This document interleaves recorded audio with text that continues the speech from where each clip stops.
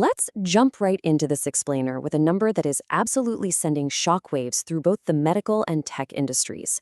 $4.5 billion. That is where the brain-computer interface market is projected to hit by 2030. It's a massive valuation, and it's being driven by really intense venture capital inflows and the promise of fundamentally changing human capability. But what really grounds that massive $4.5 billion projection is a much more human number. 250,000. That's the estimated number of paralyzed patients in the US alone who could potentially regain their physical independence, their communication, and their livelihoods. We aren't just talking about some cool new consumer gadget here. We are talking about life-altering technology for 250,000 people. So, before we go any further, what exactly is a BCI? Well, a brain-computer interface is essentially a neural interface that directly connects the brain's incredibly delicate electrical signals to an external device. It acts as a highly sensitive sensor, bridging the gap between a person's biological intent, like, say, wanting to move a hand, and a robotic execution, like a computer cursor clicking or a prosthetic arm lifting. Welcome to this explainer. Today, we're cutting through the soaring commercial hype and the sci-fi promises of neural implants to examine the gritty, microscopic biological realities. Because at the end of the day, it's the sheer biology of the human brain that dictates if this billion-dollar tech is actually going to work long-term. Here's our agenda for today. 1. The BCI market boom. 2. The biological roadblock. 3. Large animal proving grounds. 4. Shapes over chemical coatings. And 5. The commercial road ahead. Let's get started.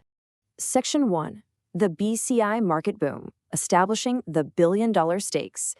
This industry is moving at a completely breakneck pace. Companies like Neuralink received the FDA's breakthrough device designation in 2020, then secured their investigational device exemption in May 2023, and launched those highly publicized first-in-human trials in January of 2024. Now, the whole industry is targeting a massive milestone: full FDA pre-market approval somewhere around late 2025 to 2026. So this isn't a distant dream anymore, right? It's an immediate regulatory target. Section 2. The biological roadblock, the 10% preclinical inflammation rate. Before these devices can actually reach the masses, there is a massive hurdle we have to talk about. It's a troubling, roughly 10% preclinical inflammation rate.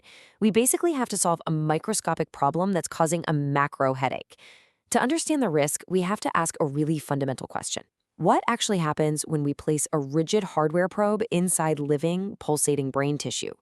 The brain is a highly dynamic organ, and introducing rigid silicone or metal initiates an immediate cascade of natural defenses. The answer to that is the foreign body reaction, which is largely driven by a process called astrogliosis. I want you to think of the brain's natural immune system as an overzealous bouncer at a club, aggressively trying to kick out that rigid hardware probe by encapsulating it in dense scar tissue.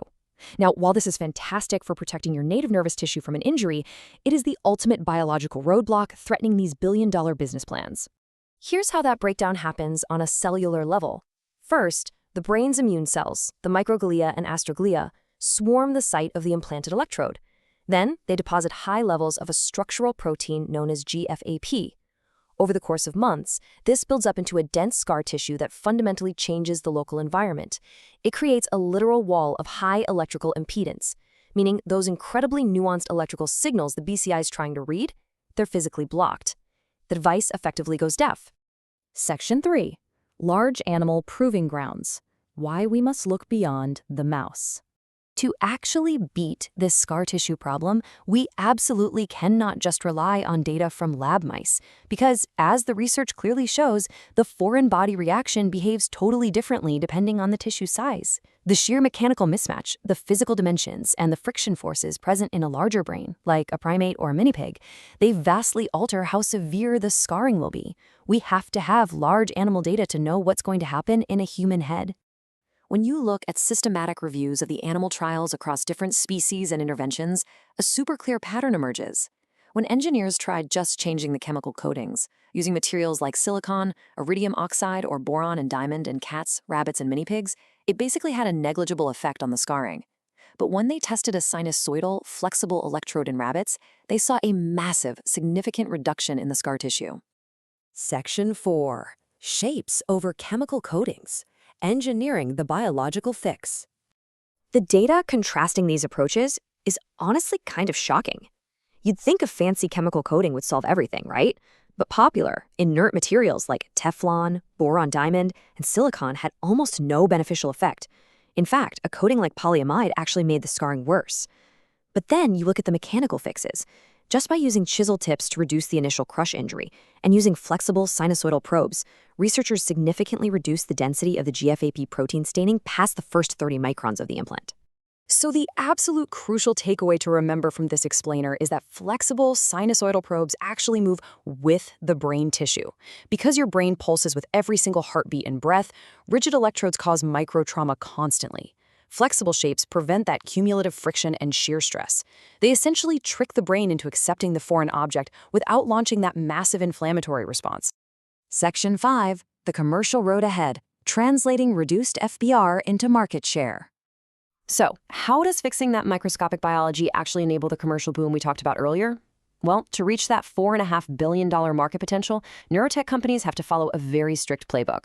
Step 1, as we've discussed, is proving they can attenuate the foreign body reaction for long-term safety. Once the science works, the business kicks in. Step 2 is securing CMS reimbursement codes by late 2025.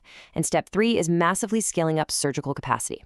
Companies are literally using virtual reality simulations right now to accelerate surgeon training, aiming to cut procedure times by up to 40%. And the financial incentives on the horizon are just massive. If the biological hurdle of scar tissue is successfully cleared, the regulatory pathways could eventually see Medicare covering up to 70% of a procedure that's projected to cost tens of thousands of dollars per implant. That level of reimbursement is the absolute commercial key to unlocking widespread adoption for those 250,000 paralyzed patients. We've just seen how overcoming a microscopic layer of scar tissue could unlock a multi-billion-dollar industry, one that could restore independence to hundreds of thousands of people. But I want to leave you with this final, provocative thought. As we engineer these devices to successfully evade the immune system, making them permanent, safe fixtures in the human brain, how on earth will we protect the unprecedented continuous access to our most private neural data? It's a huge question. And it's one we are all going to have to answer as the science fiction of yesterday becomes our medical reality tomorrow.